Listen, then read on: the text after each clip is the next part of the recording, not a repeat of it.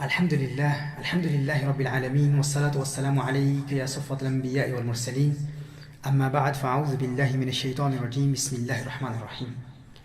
قال الله تبارك وتعالى في القرآن الكريم: قل للمؤمنين يغضوا من أبصارهم ويحفظوا فروجهم ذلك أزكى لهم إن الله خبير بما يصنعون.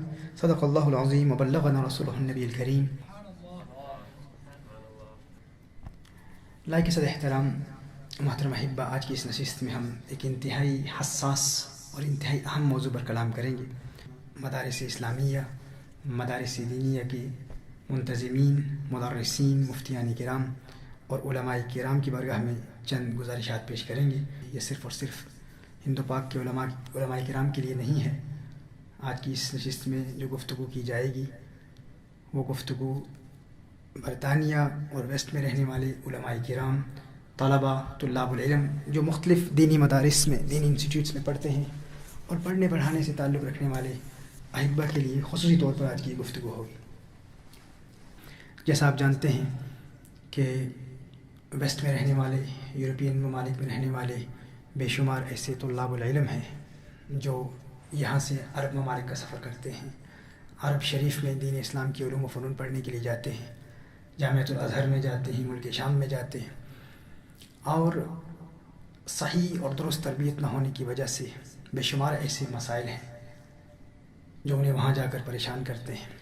تو یہ اس حوالے سے بھی اہم ہے کہ ہمارے جتنے طلباء علم دین حاصل کرنے کے لیے جامعۃ الازہر میں جاتے ہیں، میرے خیال میں ان کے لیے بہت ضروری ہے کہ ان کی روانگی سے قبل ایک خاص کورس ترتیب دیا جائے جس میں ان کی تربیت کی جائے اور ان کو بتایا جائے کہ عرب دنیا میں ہر چند کے علماء کہ جن کا فتویٰ پوری دنیا میں، پورے عالم اسلام میں سند کی حیثیت رکھتا ہے، اور اتنے بڑے نام والے علماء کرام جب مذاہب اربعہ کے خلاف قول پر فتویٰ دیتے ہوئے نظر آتے ہیں تو اس وقت ہمارے احبہ بھی، سواد اعظم اہل سنت والجماعت سے تعلق رکھنے والے طلاب العلم، وہ بھی ان کے ان فتاویٰ پر قائل ہو جاتے ہیں اور ان کے نظریات کو تسلیم کر لیتے ہیں۔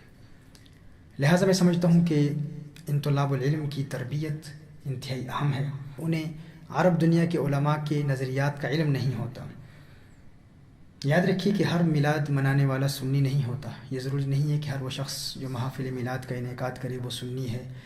ایسے بے شمار علماء کرام عرب دنیا میں ہیں جو محافل میلاد کا انعقاد کرتے ہیں، حضور اکرم صلی اللہ علیہ وآلہ وسلم کی نعت پڑھتے ہیں، قیام تعظیمی بجا لاتے ہیں، لیکن اور اس پر ان کے مناظرے بھی ہیں، ان کی کتابیں بھی ہیں، ڈیبیٹس بھی کرتے ہیں، اور بہت تحقیقی کام بھی انہوں نے کیا ہے۔ توسل پر ان کا بڑا کام ہے، اس کے علاوہ استغاثہ پر ان کا بڑا کام ہے۔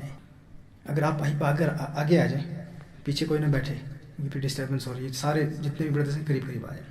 تصوف پر ان کی کتابیں ہیں اور دیگر بد مذہبوں سے ان کے مناظرے بھی ہوتے ہیں۔ ہمارے ہند و پاک کے بے شمار ایسے علماء ہیں جو ان کی کتابوں سے استفادہ بھی کرتے ہیں۔ اب چونکہ ان کے یہ نظریات بالکل ہمارے نظریات کی طرح ہیں، تو جب ان کے حوالے سے کوئی ایسی شاذ بات یا ایسا فتویٰ بیان کیا جائے جو مذاہب اربعہ کے خلاف ہو تو ہمارے اہل سنت فوراً کہہ دیتے ہیں کہ نہیں، یہ تو اپنے ہیں، یہ تو میلاد منانے والے ہیں، یہ تو صوفیہ کے ماننے والے ہیں، یہ تو قادری ہیں، نقش بندی ہیں، دیگر سلاسل سے ان کا تعلق ہے، تو یہ غلط نہیں ہو سکتے۔ تو اس حوالے سے اس بات کی بھی تنقیح کرنا چاہوں گا ابتدا میں کہ ہر میلاد منانے والا سنی نہیں ہوتا۔ یہاں سے عرب دنیا میں جاتے ہیں، ان کی تربیت انتہائی ضروری ہے۔ اسی لیے میں نے ابتدا میں یہ کہا کہ آج کی یہ گفتگو ہمارے مدارس دینیہ، درس نظامی کی انسٹیٹیوٹس پاکستان میں، ہندوستان میں، وہاں کے مدرسین کے لیے بھی یہ انتہائی ضروری ہے کہ وہ عرب دنیا کے کچھ ایسے علماء، سارے ایسے نہیں ہیں، کچھ ایسے علماء جن کے نظریات، جن کے اعتقادات اور فقہی مسائل میں جن کے فتاویٰ ائمہ اربعہ کے قول کے خلاف ہوتے ہیں، ان کے حوالے سے ہم اپنے طلاب العلم کی تربیت ضرور کریں۔ اس حوالے سے جیسا کہ آپ جانتے ہیں کہ حال ہی میں ایک فتویٰ دیا گیا، اور وہ کسی عام شخصیت کا نہیں ہے، ایک ایسا بڑا نام کہ جن کو عرب دنیا میں بالخصوص جامعۃ الازہر میں اہل سنت والجماعت کا امام سمجھا جاتا ہے، اور آج پوری دنیا میں اہل سنت والجماعت میں ان کا فتویٰ سند کی حیثیت رکھتا ہے۔ میری مراد سابق مفتی جمہوریہ مصریہ شیخ علی جمعہ ہیں۔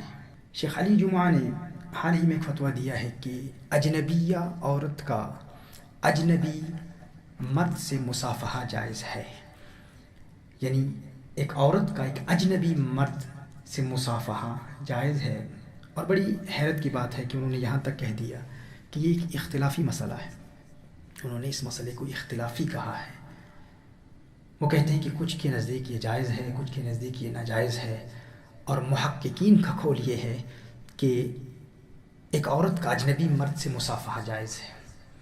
اب ہمارے لیے یہ حیرت انگیز بات ہے، اور ہم جاننا چاہیں گے کہ وہ کون سے محققین ہیں کہ جن کا یہ قول ہے، کس محقق نے یہ کہا ہے۔ اور اس حوالے سے یہ انتہائی اہم ہے کہ ہم اس مسئلے کو سمجھیں کہ انہوں نے یہ کیوں کہا، اور آج ازہر میں یہ ماحول کیوں ہے، کیوں ایسا کہا جا رہا ہے۔ اور بے شمار ایسے علماء ہیں جو ایسے فتوے دیتے ہیں اور ان پر عمل بھی کیا جاتا ہے، ہمارے لیے بھی مسئلہ بن جاتا ہے۔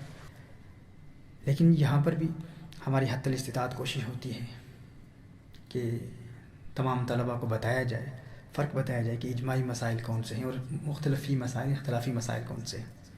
جیسے آپ جانتے ہیں کہ ہم اس حوالے سے بھی بہت وضاحت کرتے ہیں، بتاتے ہیں کہ کسی بھی شیخ کا کسی مریدہ یا کوئی ایسی عورت جو ان سے علم حاصل کر رہی ہو، اس کے سر پر ہاتھ رکھنا یا کسی مریدہ کا شیخ کی دستبوسی کرنا یہ ناجائز ہے، اور اس کو جائز کہنا یہ اجماع امت سے انحراف ہے۔ ہم کسی کا نام نہیں لیتے، کسی سے اختلاف نہیں کرتے، نہ ہی ہم کسی پر کوئی ایسا فتویٰ لگاتے ہیں، لیکن اگر کوئی ہم سے سوال کرے تو اس سوال کا درست جواب دینا ہم پر فرض ہے، اور وہ ہم بیان بھی کرتے ہیں۔ اب ظاہر ہے کہ ایسے جب معاملات ہوں، جب ایسے مسائل ہوں، تو پھر لوگ ہم سے بھی سوال کرتے ہیں، بھائی آپ کہتے ہیں کہ یہ عمل غلط ہے، اور پھر یہاں پر تو مصافحے بھی ہو رہے ہیں، ملاقاتیں بھی ہو رہی ہیں، دستبوسی بھی ہو رہی ہے، اور پھر آپ کا یہ کہنا کہ یہ غلط ہے اور اجماع کے خلاف ہے۔ اب جامعۃ الازہر کے سب سے بڑے مفتی، جن کو ازہر میں امام اہل سنت سمجھا جاتا ہے، اب انہوں نے بھی فتویٰ دے دیا۔ تو ایک تو یہ ہے کہ یہاں پر ویسٹ میں جو عورتیں کام کرتی ہیں، جاب سینٹرز میں یا یونیورسٹیز میں یا کالجز میں یا ورک کالگس کے ساتھ جب ان کی ملاقات ہوتی ہے تو کوئی ہاتھ بڑھاتا ہے تو انہیں مصافحہ کرنا پڑتا ہے۔ ایک تو یہ مسئلہ ہے، تو وہ تو اس کو بھی جائز کہتے ہیں۔ اس حوالے سے پھر ہم نے مزید اس پر تفصیل سے کلام کرنے کا ارادہ کیا کہ ہم ان کے منہج کو ڈسکس کریں کہ ان کا منہج کیا ہے، کہ وہ کیوں ان مسائل پر جواز کا فتویٰ دیتے ہیں۔ تو اصل میں ضروری یہ ہے کہ ہم جڑ تک پہنچیں کہ بنیاد کیا ہے۔ اس مسئلے کو ڈسکس کرنے سے قبل ہمارے لیے یہ ضروری ہے کہ جامعۃ الازہر کا منہج جدید اس کو ہم اسٹڈی کریں کہ منہج جدید کیا ہے۔ اور اس حوالے سے بھی میں شیخ علی جمعہ کی ہی عبارت پیش کرنا چاہوں گا کہ شیخ علی جمعہ اپنی معروف کتاب المتشددون میں کیا کہتے ہیں کہ جامعۃ الازہر کا منہج کیا ہے۔ جس طرح میں نے آغاز میں ہی آپ کو بتا دیا کہ ہمارے نزدیک اجماعی مسائل سے اختلاف سواد اعظم اہل سنت والجماعت سے انحراف ہے۔ ایسے مسائل جو مجمع علیہ ہوں، جن پر تمام امت کا اجماع ہو، ان مسائل سے انحراف سواد اعظم اہل سنت والجماعت سے انحراف ہے، اور مذاہب اربعہ کے خلاف قول پر فتویٰ دینا یہ تمام علماء اہل سنت والجماعت کے نزدیک ناجائز ہے، حرام ہے۔ لیکن ازہر شریف کا جدید منہج کیا ہے؟ ان کے نزدیک یہ جائز ہے، اور وہ فتویٰ دیتے بھی ہیں، لوگ ان کے فتوے پر عمل کرتے بھی ہیں، اور اس کو جائز سمجھا جاتا ہے، اس کا پرچار پورے عالم میں کیا جا رہا ہے۔ تو جیسے کہ میں نے کہا کہ سواد اعظم اہل سنت والجماعت کا ہمیشہ سے یہ موقف رہا ہے کہ مذاہب اربعہ کے خلاف کسی قول پر فتویٰ دینا، عمل کرنا یا قاضی کا فیصلہ کرنا اجماع کے خلاف ہے، یعنی اجماع کی مخالفت ناجائز ہے۔ جس طرح اجماع کی مخالفت ناجائز ہے، ایسے ہی مذاہب اربعہ کی مخالفت بھی ناجائز ہے۔ اور اس میں ایک اور مسئلہ بھی ہمارے لیے ہے کہ ہم دیکھتے ہیں، ایک تو وہ لوگ ہیں جو کم علم ہیں، جس طرح میں نے کہا کہ نئے فارغین ہیں، یا ایسے جو فراغت سے قبل ہی ازہر چلے جاتے ہیں، ان کی علمی تحقیقی باتیں سنتے ہیں اور ان کے علم کی وجہ سے مرغوب ہو جاتے ہیں۔ دوسرا وہ طبقہ ہے جو پہلے سے ہی آزاد خیال ہے، اور ایسے آزاد خیال، جدت پسند، اباحیت پسند جب عرب دنیا میں جاتے ہیں اور وہاں پر انہیں ان کے ہم خیال علماء ملتے ہیں، یعنی ایسے آزاد خیالوں، جدت پسندوں اور اباحیت پسندوں کی ملاقات جب عرب دنیا کے علماء سے ہوتی ہے تو ان کے ہم خیال ہونے کی وجہ سے ان کے اس باغیانہ طرز عمل میں مزید پختگی پیدا ہو جاتی ہے، اور پھر وہ مزید رعونت اور تکبر سے آ کے کہتے ہیں کہ دیکھیں ان مسائل پر فتویٰ دینا جائز ہے۔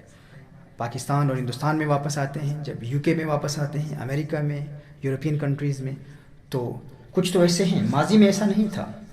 لہٰذا اس حوالے سے ہمارے لیے انتہائی ضروری ہے کہ سب سے پہلے ہم ازہر کے منہج جدید کو اسٹڈی کریں کہ منہج جدید کیا ہے، ازہر کا منہج دور حاضر کے مفتیان کرام کے نزدیک کیا ہے. اور اس میں انہی مفتی صاحب یعنی شیخ علی جمعہ کا ہی حوالہ پیش کروں گا کہ وہ ازہر کے منہج کے متعلق کیا فرماتے ہیں. ایک کتاب ہے المتشددون، پہلی کتاب ہے المتشددون، اور دوسری ان کے فتاوی کا مجموعہ ہے البیان لما یشغل الاذہان. البیان لما یشغل الاذہان کی جلد نمبر 2 صفحہ نمبر 190 پر شیخ علی جمعہ ازہری منہج کو بیان کرتے ہیں کہ منہج ازہری کیا ہے. وہ کہتے ہیں والمنهج الازهري يدرس الاشعرية وهي عقيدة اغلب المسلمين في مجال الاعتقاد، ويدرس المذهبية السنية بمذاهبها الاربعة الحنفية والمالكية والشافعية مع عدم انكاره للاجتهاد الفردي او الجماعي، ومع عدم انكاره للاخذ بباقي المذاهب الثمانية المعمول بها كالإبادية والظاهرية والإمامية وزيدية، أو حتى الأخذ من وسيع الفقه الإسلامي من خارج هذه الثمانية في المذاهب المنقولة في كتب الفقه وهي تربو على 80 مذهبا، أو حتى الأخذ من الكتاب والسنة بما يلائم حاجات العصر ومصالح المصر وبما يلائم الانطلاق في هذا العالم الذي هولنا إنا لله وإنا إليه راجعون. والمنهج الازهري يدرس الاشعرية وهي عقيدة اغلب المسلمين في مجال الاعتقاد. کہا کہ ازہری منہج اشعریت کی تعلیم دیتا ہے، ازہری منہج اشعریت کی تعلیم دیتا ہے، اور عقائد میں دنیا کے اکثر مسلمان اشعری ہیں. اور یہ منہج ازہری یعنی ويدرس المذهبية السنية بمذاهبها الاربعة، یہ منہج ازہری سنی فقہی مذہبیت کا درس دیتا ہے. پھر یہ بتاتے ہیں کہ پہلا اس میں حنفی ہے، دوسرا مالکی ہے، شافعی ہے، حنبلی ہے. فرد اور جماعتی اجتہاد کے عدم انکار کے باوجود، یعنی ان کے نزدیک ایک فرد اجتہاد کر سکتا ہے، جماعت اجتہاد کر سکتی ہے، یعنی علماء کی ایک جماعت اجتہاد کر سکتی ہے، یعنی مع عدم انکار ہی، اس کے عدم انکار کے باوجود. کہتے ہیں ہم اس کا انکار تو نہیں کرتے، ہمارے نزدیک اجتہاد کا انکار نہیں ہے، ہم اجتہاد کا انکار نہیں کرتے، ہمارے نزدیک اجتہاد جائز ہے، اجتہاد ممکن ہے. پھر کہتے ہیں کہ اور عمل کیے جانے والے 8 مذاہب جیسے ایباضی، ظاہری، امامی، زیدی سے اخذ کرنے سے عدم انکار کے باوجود، کیونکہ یہ چھپی ہوئی باتیں نہیں ہوئی، یہ چھپی ہوئی باتیں ہیں، یہ پبلشڈ باتیں ہیں، انہوں نے پبلش کی ہوئی ہیں. ابھی ہمارے اسٹوڈنٹس کچھ ایجپٹ میں گئے ہوئے وہ دیکھتے ہیں، اور یہ آج سے نہیں، یہ ایک مدت سے یہ سلسلہ چل رہا ہے، ایک عرصے سے یہ سلسلہ چل رہا ہے. اب ہمارے احباب جاتے ہیں، حضرہ کی محفل ہو رہی ہے، حضرہ ہو رہا ہے، ذکر ہو رہا ہے، میلاد کی محافل ہو رہی ہے، اٹینڈ کرتے ہیں بڑی خوشی سے، اور وہ کہتے ہیں کہ یہ امام اہل سنت والجماعت ہیں، لیکن اس طرف توجہ نہیں جاتی کہ یہ کس چیز کا پرچار کر رہے ہیں. وہ کہہ رہے ہیں کہ اور عمل کیے جانے والے 8 مذاہب میں سے باقی مذاہب جیسے عباضی، ظاہری، امامی، زیدی سے اخذ کرنے سے عدم انکار کے باوجود، یعنی ہم ان سے اخذ کرنے کا بھی انکار نہیں کرتے، یعنی بد مذہبوں سے فتویٰ لینا، بد مذہبوں کے قول پر فتویٰ دینا بھی ان کے نزدیک جائز ہے.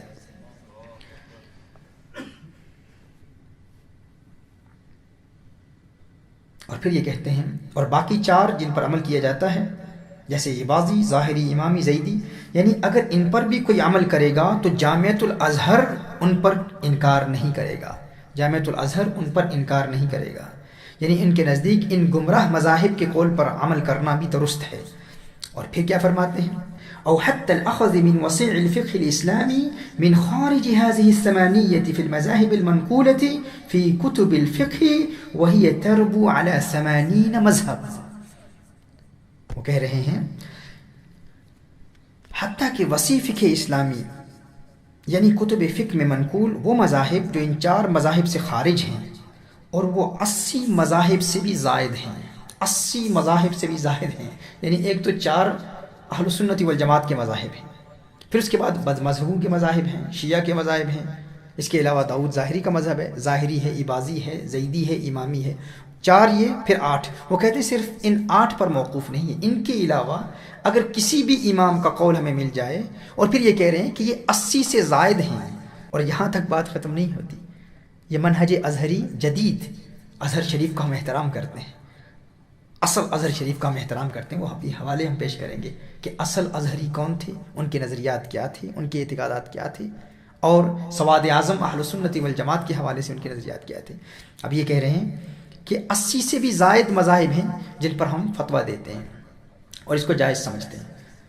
اس کے بعد شیخ علی جمعہ کہتے ہیں او حتى الاخذ من الكتاب والسنة بما يلائم حاجات العصر ومصالح المصر وبما يلائم الانطلاق في هذا العالم الذي حولنا۔ اب اس میں اور سلفیوں میں کیا فرق رہا، اب بتائیے مجھے۔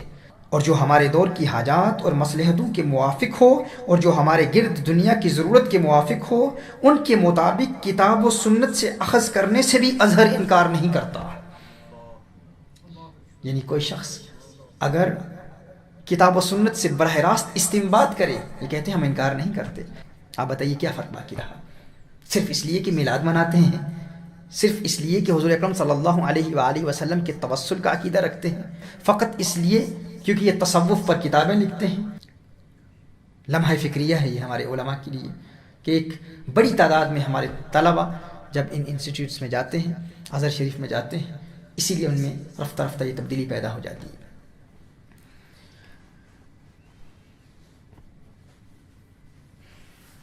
تو یہ فرما رہے ہیں کہ اور ہمارے گرد دنیا کی ضرورت کے موافق ہو، یعنی اور جو ہمارے دور کی حاجات اور مصلحتوں کے موافق ہو، اور جو ہمارے گرد دنیا کی ضرورت کے موافق ہو، ان کے مطابق قرآن و سنت سے اخذ کرنے سے بھی ازہر انکار نہیں کرتا۔ انا للہ و انا الیہ راجعون۔ کس قدر خطرناک ہے یہ جملہ، اور یہ ان کی کتاب المتشددون میں ہے، اور اس کے علاوہ البیان لما یشغل الاذہان، جلد نمبر 2 صفحہ نمبر 190۔ اس کو آپ نوٹ کر لیجئے، اس کو آپ لکھ لیجئے، مولانا آپ بھی اس کو لکھ لیجئے، المتشددون صفحہ نمبر 132۔ جبکہ آپ جانتے ہیں کہ سواد اعظم اہل سنت کا نظریہ یہ ہے کہ اگرچہ زمانے کے تقاضے بدلتے رہیں، لیکن چاروں مذاہب ایسے مدون ہیں اور ہر مذہب کے اصول و قواعد ایسے کامل اور مکمل ہیں کہ قیامت تک پیدا ہونے والے مسلمانوں کے مسائل کا حل ان چاروں مذاہب سے نکالا جا سکتا ہے۔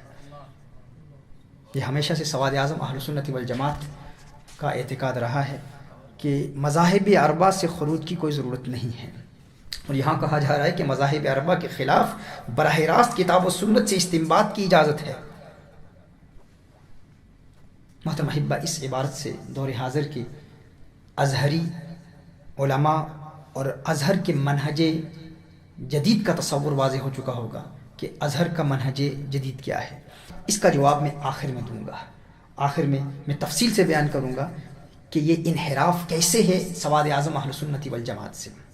اب اس موضوع کی طرف ہم آتے ہیں جس پر ہم نے ابتدا میں کلام کیا، اور جو آج کی ہماری اس نشست کا باعث بنا کہ ایک مرد کا اجنبی یا عورت سے مصافحہ کرنا، اس کا حکم شریعت مطہرہ میں کیا ہے۔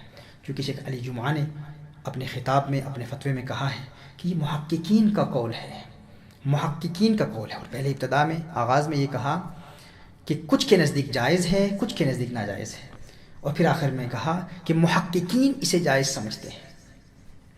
تو اب توجہ فرمائیں، اس حوالے سے سب سے پہلے آغاز میں جو قرآن کریم کی آیہ مبارکہ میں نے تلاوت کی ہے، اس کی ٹرانسلیشن، اس کا ترجمہ آپ سماعت فرما لیں۔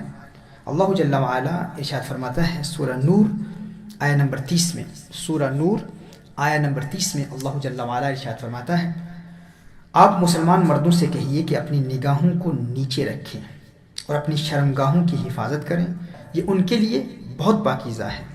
اس حوالے سے حضور اکرم صلی اللہ علیہ وآلہ وسلم کی ایک حدیث سماعت فرما لیں۔ المعجم الکبیر للطبرانی، امام طبرانی نے اسے المعجم الکبیر میں روایت فرمایا ہے۔ سیدنا معقل بن یسار رضی اللہ تعالیٰ عنہ اس کے راوی ہیں۔ اس کو لکھ لیجئے، نوٹ کر لیجئے کہ یہ حدیث امام طبرانی نے اسے المعجم الکبیر میں روایت فرمایا، اور اسے امام رویانی نے بھی اپنی مسند میں نقل فرمایا ہے۔ سیدنا معقل بن یسار رضی اللہ تعالیٰ عنہ روایت فرماتے ہیں، قال قال رسول اللہ صلی اللہ علیہ وسلم لأن يطعن في رأس أحدكم بمخيط من حديد خير له من ان يمس امرأة لا تحل له. حضور اکرم صلی اللہ علیہ وآلہ وسلم نے ارشاد فرمایا، حضرت معقل بن یسار رضی اللہ تعالی عنہ اس حدیث کے راوی ہیں، حضور ارشاد فرماتے ہیں کہ ضرور تم میں سے کسی کے سر میں لوہے کی سوئی کو چبھونا اس کے لیے بہتر ہے اس سے کہ اس کا ہاتھ کسی ایسی عورت کو چھوئے جو اس کے لیے حلال نہیں ہے. اور کہ حضور اکرم صلی اللہ علیہ وآلہ وسلم نے یہاں مطلقاً ارشاد فرمایا ہے. اسی لیے مالکیہ اور شافعیہ کے نزدیک مطلقاً کسی عورت کو ہاتھ لگانا ناجائز ہے، حرام ہے. یعنی وہ فرق نہیں کرتے کہ اگر بوڑھی عورت ہو تو اسے ہاتھ لگانا جائز ہے، اگر جوان ہے تو اسے ہاتھ لگانا ناجائز. لکھ لیجئے، مالکیہ اور شافعیہ کے نزدیک چونکہ حدیث میں حضور اکرم صلی اللہ علیہ وآلہ وسلم نے مطلقاً ارشاد فرمایا ان یمس امرأة لا تحل له، چونکہ حضور اکرم صلی اللہ علیہ وسلم نے مطلقاً ارشاد فرمایا تو مالکیہ اور شافعیہ نے اسے مطلق ہی رکھا کہ اگر عورت بوڑھی ہو یا جوان ہو، عورت کو ہاتھ لگانا، عورت سے مصافحہ کرنا ناجائز ہے، حرام ہے. اس حوالے سے سب سے پہلے ہم مذاہب اربعہ کے اقوال ان کی مستند کتابوں سے بیان کرنے سے قبل میں چاہوں گا اجمالاً تمام مذاہب کا خلاصہ پیش کرتا ہوں. اور یہ خلاصہ میں پیش کر رہا ہوں، یہ عبارت ہے، اس عبارت کو آپ نوٹ کر لیجئے. الموسوعۃ الفقہیۃ الکویتیہ جو وزارت الاوقاف والشؤون الاسلامی کویت سے شائع کی گئی ہے، یہ 34 جلدوں کا مجموعہ ہے اور جلد نمبر 29 صفحہ نمبر 296 کی یہ عبارت آپ کی بارگاہ میں پیش کر رہا ہوں. لا خلاف بین الفقہاء فی عدم جواز مس وجہ الاجنبیۃ وکفیها وان کان یأمن الشہوہ.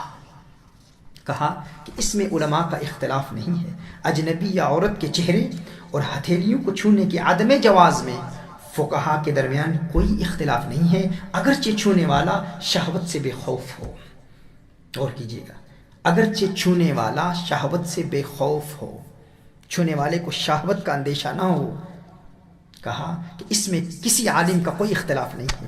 تمام علماء، تمام مذاہب کے تمام علماء اس بات پر متفق ہیں کہ اجنبی یا عورت کے چہرے کو ہاتھ لگانا، اس کی ہتھیلیوں کو چھونا ناجائز ہے، حرام ہے، اگرچہ انسان کا دل، انسان کا قلب شہوت کے حوالے سے معمون ہو، بے خوف ہو. ان کان یأمن الشہوہ. ہمارے ہاں اکثر یہی کہہ دیا جاتا ہے کہ دیکھیے فلاں شیخ صاحب کے بارے میں ایسا نہیں کہنا، یہ تو عام لوگوں کے بارے میں بات ہے، فلاں تو اللہ والا ہے، اس کا دل اللہ تک پہنچا ہوا ہے، تزکیہ نفس کے مراحل طے کر چکا ہے، اللہ کا قرب حاصل کر چکا ہے، وہ شہوت کے حوالے سے معمون ہے. تو دیکھیے یہ کہتے ہیں کہ اس پر تمام مذاہب کا اتفاق ہے کہ اگر شہوت کے حوالے سے فتنے کا کوئی خوف نہ بھی ہو پھر بھی حرام ہے. فتنے کا خوف نہ بھی ہو پھر بھی عورت سے ہاتھ ملانا، مصافحہ کرنا حرام ہے. پھر فرمایا هذا اذا كانت الاجنبیۃ شابۃ تشتهى، یہ اس صورت میں ہے کہ جب اجنبی عورت جوان ہو جس کی طرف رغبت کی جائے.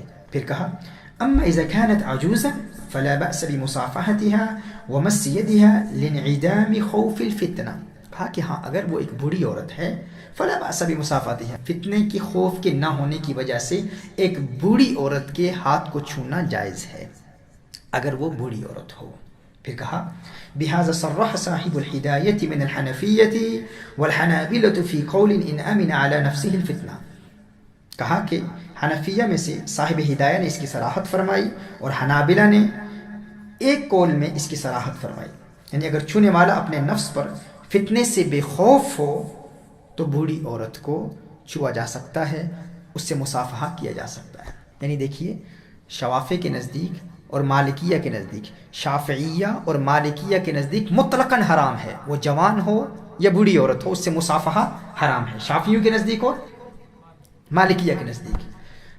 احناف اور حنابلہ کا قول یہ ہے، احناف کہتے ہیں کہ اگر بوڑھی عورت ہے تو جائز ہے، اگر جوان ہے تو اس سے مصافحہ کرنا حرام ہے. حنبلیہ بھی یہی کہتے ہیں اگر بوڑھی ہے تو جائز ہے، اگر جوان ہے تو حرام ہے. وذهب المالكية والشافعية إلى تحريم مس الأجنبية من غير تفرقة بين الشابة والعجوز. کہا کہ مالکیہ اور شافعیہ جوان اور بوڑھی عورت کے درمیان فرق کیے بغیر مطلقاً اجنبی عورت کے چھونے کو حرام قرار دینے کی طرف گئے. یعنی مالکیہ اور شافعیہ کے نزدیک وہ بوڑھی ہو جوان ہو ہر صورت میں مطلقاً بغیر فرق کیے، بغیر من غیر تفرقہ، بغیر فرق کیے انہوں نے کہا کہ عورت سے مصافحہ کرنا حرام ہے. اب کوئی شخص کہہ سکتا ہے کہ یہ الموسوعۃ الفقہیۃ الکویتیہ یہ معاصر علماء کی کاوش ہے، تو ان احباب کے لیے ہم براہ راست مذاہب اربعہ کے مستند حوالے پیش کرتے ہیں۔ سب سے پہلے ہم آغاز کرتے ہیں شافعیہ کی کتابوں سے۔ اس حوالے سے سب سے پہلے میں منہاج الطالبین و عمدۃ المفتیین کا حوالہ پیش کرنا چاہوں گا۔ یاد رکھیے مذہب شافعی کے محرر امام ابو زکریا یحییٰ بن شرف نووی رحمہ اللہ، یہ محرر ہیں مذہب شافعی کے، اور یہ اصحاب الترجیح میں سے ہیں۔ متوفی 676 ہجری، ان کا انتقال 676 ہجری میں ہوا۔ انہوں نے مذہب شافعی میں مفتہ بہی متن لکھا ہے، منہاج الطالبین و عمدۃ المفتیین۔ اس کی کتاب النکاح میں امام نووی رحمہ اللہ ارشاد فرماتے ہیں وَيَحْرُمُ النَّظْرُ فَحْلٍ بَالِغٍ إِلَىٰ عَوْرَةِ حُرَّةٍ كَبِيرَةٍ أَجْنَبِيَّةٍ، بالغ مرد کا بڑی آزاد اجنبی عورت کے عورہ کی طرف دیکھنا حرام ہے۔ اب بڑی سے مراد یہ ہے کہ ایسی لڑکی جس کی طرف عام طور پر مردوں کو رغبت ہو، یعنی وہ اس عمر تک پہنچ چکی ہو کہ عام طور پر مردوں کو اس کی طرف رغبت ہوتی ہو، ایسی لڑکی کی جانب دیکھنا حرام ہے۔ اب یہاں پر امام نووی رحمہ اللہ دیکھنے کا ذکر فرما رہے ہیں کہ دیکھنا حرام ہے۔ پھر امام نووی فرماتے ہیں وَكَذَا وَجْهِهَا وَكَفَّيْهَا عِنْدَ خَوْفِ فِتْنَةٍ، فرماتے ہیں اسی طرح اس کے چہرے کو دیکھنا اور اس کی ہتھیلیوں کو دیکھنا بھی ناجائز ہے جب فتنے کا خوف ہو۔ پھر فرماتے ہیں وَكَذَا عِنْدَ الْأَمْنِ عَلَى الصَّحِيحِ، فرماتے ہیں کہ ہاں ایسا ہی امن کی حالت میں بھی، یعنی اگر کوئی شخص فتنے کے حوالے سے مامون ہو، فتنے کا اندیشہ نہ ہو، فتنے کا خوف نہ ہو، پھر بھی کسی عورت کے چہرے کو دیکھے یا اس کی ہتھیلیوں کو دیکھے، امن کی حالت میں بھی حرام ہے، امن کی حالت میں بھی ناجائز ہے۔ یہ امام نووی فرما رہے ہیں، یہ شافعی فقہ میں ہے، یعنی شافعی فقہ میں امام نووی کے نزدیک ایک بالغ مرد کا ایک عورت کے چہرے کو دیکھنا، اس کی ہتھیلیوں کو دیکھنا حرام ہے، فتنے کا خوف ہے یا نہیں ہے۔ پھر فرماتے ہیں وَإِنَّ الْمُرَاهِقَ كَالْبَالِغِ، وَإِنَّ الْمُرَاهِقَ كَالْبَالِغِ، اور مراہق بھی بالغ کے حکم میں ہے۔ اور مراہق ایسے لڑکے کو کہتے ہیں جو بلوغت کی عمر کے قریب ہو لیکن ابھی بالغ ہوا نہیں ہو، یعنی اس طرح فرمایا کہ ایک بالغ مرد کے لیے ایک عورت کو دیکھنا حرام ہے، اب کہا کہ مراہق کے لیے بھی عورت کو دیکھنا حرام ہے۔ پھر چند جملوں کے بعد ارشاد فرماتے ہیں وَالْأَصَحُّ جَوَازُ نَظْرِ الْمَرْأَةِ إِلَىٰ بَدَنِ أَجْنَبِيٍّ سوا ما بین سرته و رکبته ان لم تخف فتنة۔ امام نووی کہتے ہیں اصح یہ ہے کہ عورت کا اجنبی کے بدن کو ناف اور گھٹنے کے درمیان کے سوا دیکھنا جائز ہے اگر فتنے کا خوف نہ ہو۔ اب یہاں پر چونکہ امام نووی رحمہ اللہ کی یہ کتاب منہاج الطالبین یہ دراصل امام رافعی کی کتاب کا اختصار ہے، تو امام نووی رحمہ اللہ چونکہ اصحاب و ترجیح میں سے ہیں اور شافعی فقہ کا یہ قاعدہ ہے، شافعی فقہ کا یہ اصول ہے، یہ قانون ہے، امام نووی رحمہ اللہ بھی اصحاب و ترجیح میں سے ہیں اور امام رافعی بھی اصحاب و ترجیح میں سے ہیں۔ امام نووی کی یہ کتاب منہاج الطالبین امام رافعی کی کتاب کا اختصار ہے، تو اس میں امام رافعی کا قول بھی انہوں نے نقل کر دیا ہے۔ اور شافعی فقہ میں قاعدہ یہ ہے، اصول یہ ہے عند شوافع کہ امام نووی رحمہ اللہ جس قول کو راجح قرار دیتے ہیں شافعی فقہ میں اسی قول پر فتویٰ دیا جاتا ہے، یعنی جس کو ترجیح امام نووی دیتے ہیں شافعی فقہ میں فتویٰ اسی قول پر دیا جاتا ہے۔ اب یہاں پر امام نووی نے امام رافعی کی عبارت کو نقل کر دیا، اب اس کے بعد انہوں نے اس کا رد کیا ہے۔ آگے فرماتے ہیں قلت، میں کہتا ہوں الاصح التحریم کہو الیہا واللہ اعلم، فرماتے ہیں کہ میں نے کہا کہ اصح عورت کا مرد کو دیکھنا مطلقاً حرام ہے، کہو الیہا جس طرح مرد کا عورت کو دیکھنا مطلقاً حرام ہے۔ جس طرح مرد شافعی فقہ میں عورت کو نہیں دیکھ سکتا، اسی طرح عورت کا مرد کو دیکھنا مطلقاً حرام ہے۔ اب انہوں نے یہاں پر اپنی ترجیح بیان کر دی اور شافعی فقہ میں جس قول کو امام نووی راجح قرار دیں وہی قول مفتہ بہی قول ہوتا ہے، فتویٰ اسی پر ہے۔ آگے بڑھتے ہیں، اب امام نووی رحمہ اللہ فرماتے ہیں وَمَتَى حَرُمَ النَّظْرُ حَرُمَ اللَّمْسُ، فرماتے ہیں جب دیکھنا حرام ہے تو چھونا بھی حرام ہے۔ اب دیکھیے امام نووی رحمہ اللہ کی یہ عبارت وَمَتَى حَرُمَ النَّظْرُ حَرُمَ اللَّمْسُ، جب دیکھنا حرام ہے تو چھونا بھی حرام ہے۔ یاد رکھیے منہاج الطالبین جو امام نووی کی کتاب ہے، جو متن ہے شافعی مذہب میں، اس کی بہت ساری شرحیں لکھی، یعنی 100 سے زائد شرحیں ان کے اتنا ایسا مقبول، معتمد، معتبر، مستند متن ہے تحفۃ المحتاج بشرح المنہاج. اور یہ شرح ہے کس کتاب کی؟ منہاج الطالبین کی. ابھی تک شافعی فقہ میں جس کتاب کا ہم ذکر کر منہاج الطالبین، اب اس منہاج الطالبین کی شرحیں ہیں، بے شمار شرحیں ہیں. ان میں سے یہ 2 شرحیں، ان کا مقام کیا ہے شافعی فقہ میں، آپ سماعت فرما لیجیے. سب سے پہلے جس شرح کا میں حوالہ بھی پیش کر رہا ہوں، یہ تحفۃ المحتاج بشرح المنہاج. تحفۃ المحتاج بشرح المنہاج، اس کا مقام شافعی فقہ میں کیا ہے؟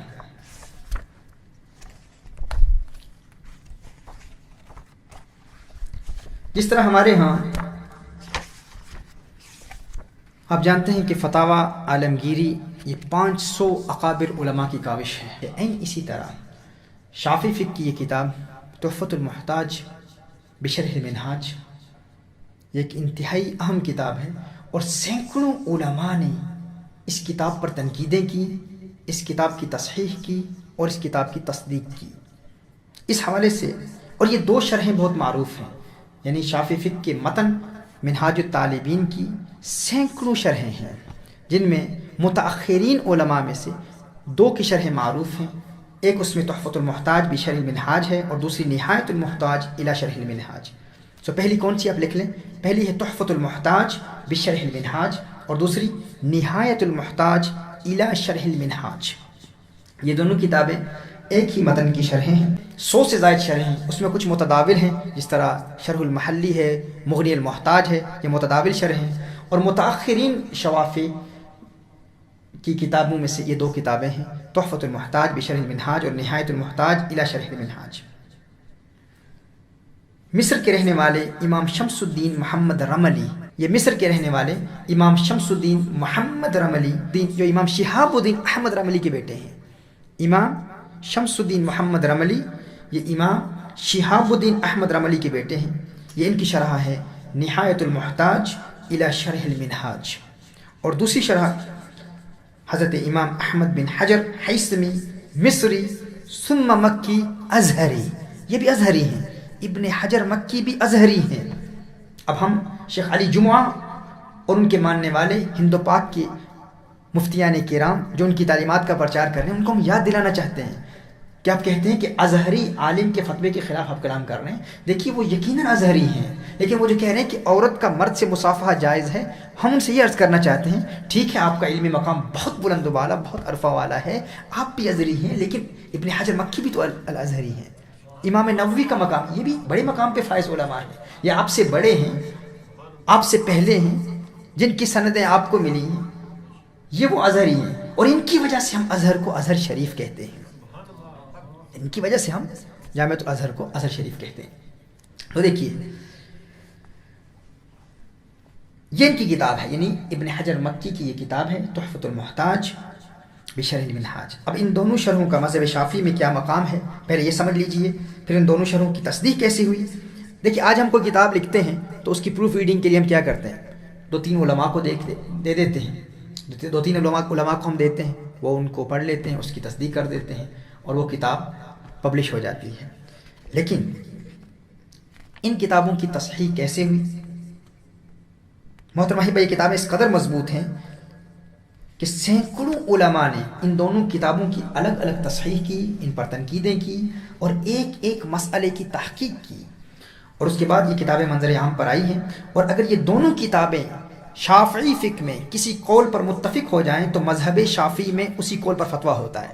یعنی یہ تحفۃ المحتاج بشرح المنہاج اور نہایت المحتاج الی شرح المنہاج، یہ دونوں کتابیں اگر کسی ایک قول پر متفق ہو جائیں تو شافعی فقہ میں اسی قول پر فتویٰ ہوتا ہے. یعنی ایسی مستند اور معتمد کتابیں ہیں. علامہ سید علوی ابن احمد ثقاف رحمہ اللہ، یہ شاگرد ہیں شیخ زینی الدحلان رحمہ اللہ کی، یہ ان کے شاگرد ہیں، یعنی متاخرین میں سے ہیں. علامہ سید علوی ابن احمد ثقاف رحمہ اللہ یہ اپنی مشہور فقہ شافعی کے حاشیے ترشیح المستفیدین بتوشیح فتح المعین میں صفحہ نمبر 5 پر فرماتے ہیں، اور امام محمد بن سلیمان کردی مدنی رحمہ اللہ کے حوالے سے لکھتے ہیں کہ امام کردی نے کہا اگر مفتی ترجیح کا اہل نہ ہو، اور پھر فرماتے ہیں کہ حال یہی ہے کہ ہمارے دور میں مفتی غیر اہل ہوتے ہیں. فرمایا اور اگر ان میں اختلاف ہو تو فرمایا علماء مصر یا اکثر علماء مصر اس قول پر اعتماد کی طرف گئے، علماء مصر یا اکثر علماء مصر اس قول پر اعتماد کی طرف گئے جسے شیخ محمد رملی رحمہ اللہ نے اپنی کتابوں خصوصاً اپنی کتاب نہایت المحتاج میں فرمایا. یعنی ان کے نزدیک نہایت المحتاج کی یہ اہمیت ہے. پھر فرماتے ہیں کہ نہایت المحتاج اتنی اہم کیوں ہے؟ یہ کون فرما رہے ہیں؟ شیخ کردی مدنی رحمہ اللہ فرما رہے ہیں لأنها قرئت على المؤلف إلى آخرها في 400 من العلماء فنكدوها وصححوها فبلغ صحتها إلى حد التواتر. فرمایا کہ اس لیے کہ اس کتاب کو اس کے مصنف پر 400 علماء کے درمیان آخر تک پڑھا گیا تو ان علماء نے اس پر تنقیدیں کی، اس کی تصحیح کی، تو اس کتاب کی صحت حد تواتر کو پہنچ چکی ہے. پھر فرمایا وذهب علماء حضرموت والشام والأقراد وداغستان واليمن والحجاز إلى أن المعتمد ما قاله الشيخ ابن حجر في كتبه بل في تحفته. کہا علماء حضرموت، علماء شام، علماء کردستان، علماء داغستان اور علماء یمن اور حجاز اس طرف گئے کہ معتمد وہ قول ہے جسے امام شیخ ابن حجر رحمہ اللہ نے اپنی کتب بلکہ اپنی کتاب تحفۃ المحتاج میں فرمایا. پھر آگے اس کی وجہ بیان فرماتے ہیں کہ اس کی وجہ کیا ہے. فرمایا لما فيها من إحاطة نصوص الإمام مع مزيد تتبع المؤلف فيها ولقراءة المحققين لها عليه الذين لا يحصون قصرة. فرمایا اس لیے کہ اس میں مصنف کے مزید تتبع کے ساتھ امام شافعی رحمہ اللہ کی نصوص کا احاطہ ہے، اور اس کتاب کو ان محققین کے مصنف کے پاس پڑھنے کی وجہ سے جن کی کثرت کا کوئی شمار نہیں. یہ جو ابن حجر مکی کی یہ کتاب ہے، چونکہ ابن حجر مکی نے اپنی زندگی کے آخری ایام میں مکہ المکرمہ میں یہ کتاب لکھی.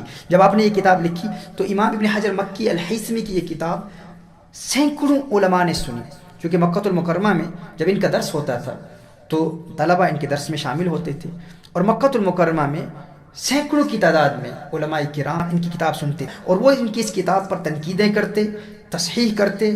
نقدوہا وصححوا، اس کتاب پر تنقیدیں کی، اس کتاب کی تصحیح کی، اور پھر یہ کتاب منظر عام پر آئی.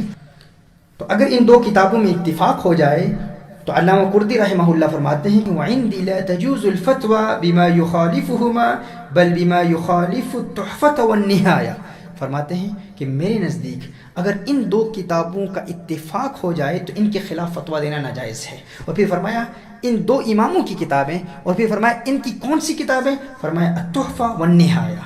ان میں سے ایک کتاب تحفہ ہے جس کا حوالہ میں بھی پیش کر رہا ہوں، جو امام نووی رحمہ اللہ کی عبارت کی شرح ہے.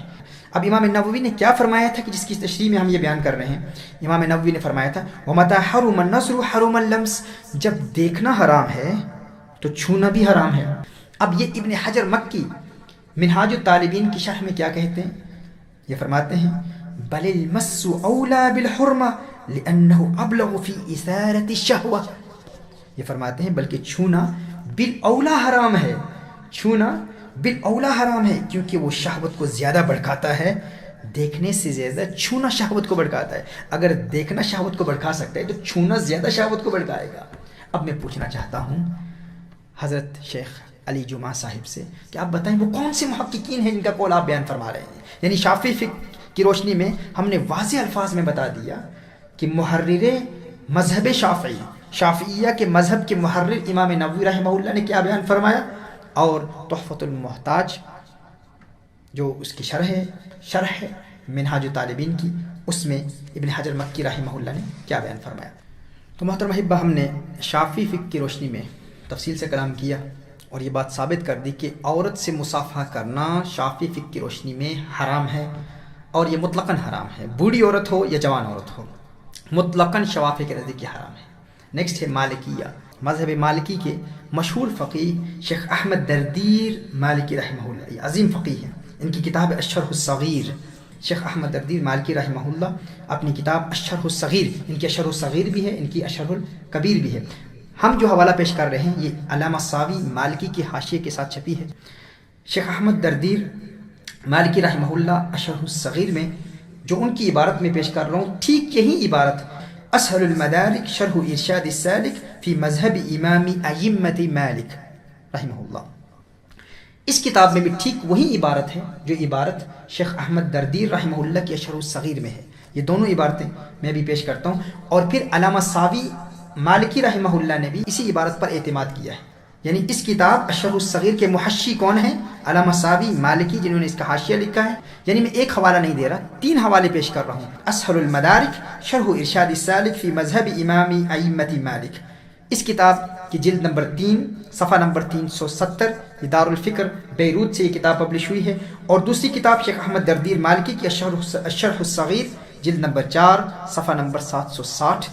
اس کتاب میں یہ عبارت ہے. یہ عبارت غور سے سماعت فرمائیں کہ مالکی فقہا اس حوالے سے کیا فرماتے ہیں. فرمایا ولا تجوز مصافحة الرجل والمرأة ولو متجالة، ولا تجوز مصافحة الرجل والمرأة ولو متجالة. فرمایا کہ ایک مرد کا عورت کے ساتھ مصافحہ کرنا ناجائز ہے اگرچہ وہ عورت متجالہ ہو. متجالہ اس عورت کو کہتے ہیں ایسی بوڑھی عورت کو کہ جس کی طرف مردوں کو رغبت نہیں ہوتی ہو اور اس عورت کو مردوں کی طرف رغبت نہ ہو. یعنی اس قدر بوڑھی ہو چکی ہے کہ نہ مردوں کو اس بوڑھی عورت کی طرف رغبت ہوتی ہو اور نہ اس بوڑھی عورت کو مردوں کی طرف رغبت ہوتی ہو. اسے متجالہ کہتے ہیں. کہا ولا تجوز مصافحة الرجل والمرأة ولو متجالہ، مرد کا عورت کے ساتھ مصافحہ کرنا ناجائز ہے، وہ بوڑھی بھی ہو پھر بھی مصافحہ کرنا ناجائز ہے. مطلقاً بیان فرما دیا. یہ 3 حوالے مالکی فقہ کے حوالے سے کافی ہیں. اور مالکی فقہ کے اسلوب اور اصول پر ہم انشاءاللہ آنے والے لیکچرز میں جب ہم 3 طلاق پر کلام کریں گے، طلاق ثلاثہ پر کلام کریں گے، اس میں ہم تفصیل سے انشاءاللہ تعالیٰ اس حوالے سے بات کریں گے کہ مالکی فقہ کا اسلوب کیا ہے، ان کا اصول کیا ہے. اب ہم پھر پوچھنا چاہتے ہیں کہ وہ محققین کون ہیں. شیخ علی جمعہ ان کی بارگاہ میں ہم پوچھنا چاہتے ہیں کہ جس کے متعلق انہوں نے بیان فرما دیا کہ محققین کا قول ہے. محققین کہتے ہیں جامعۃ الازہر کے دکاترہ کے استاد، سب سے بڑے شیخ، اور جس طرح میں نے کہا کہ ان کا فتویٰ پورے عالم اسلام میں سند کی حیثیت رکھتا ہے. آخر کس طرح انہوں نے یہ فرما دیا کہ یہ محققین کا قول ہے کہ مرد کا عورت کے ساتھ مصافحہ کرنا جائز ہے. ہم جاننا چاہتے ہیں اگر وہ محققین قادیانی ہیں، اگر وہ محققین غالی شیعہ ہیں، اگر وہ محققین یہودی ہیں یا نصرانی ہیں، تو ان کا قول ہمارے نزدیک قابل قبول نہیں ہے. اور دنیا اہل سنت والجماعت میں کوئی شخص ایسے غالی شیعہ کا قول قبول نہیں کرے گا. ہم چاہتے ہیں کہ مذاہب اربعہ سے کوئی قول پیش کریں. پھر یہ فرما رہے ہیں کہ محققین کا قول ہے، لیکن دلیل اس میں انہوں نے نہیں دی، اور یہ فتویٰ پوری دنیا میں پھیل چکا ہے. تو میں ایک مرتبہ پھر یہ عرض کرنا چاہوں گا اپنے مدارس اسلامیہ، مدارس دینیہ، ہند و پاک کے علماء کی بارگاہ میں کہ ہم جب اپنے طلباء کو عرب دنیا میں بھیجیں تو ان کی تربیت کرنا انتہائی ضروری ہے. انہیں یہ بتانا ضروری ہے کہ عرب علماء کے اپنے کچھ ایسے تفردات ہیں جو سواد اعظم سے منحرف ہیں، سواد اعظم اہل سنت والجماعت سے ہٹے ہوئے. آج کی بات تو نہیں ہے، ایک مدت سے یہ مسئلہ چل رہا ہے. دیکھیے اس اصول کی بنیاد پر بے شمار ایسے فتاوی ہیں. اسی طرح اقلیتوں کی فقہ ہے، اور اس قدر خطیر اور خطرناک فتوے دیے ہیں کہ انسان حیران ہو جاتا ہے.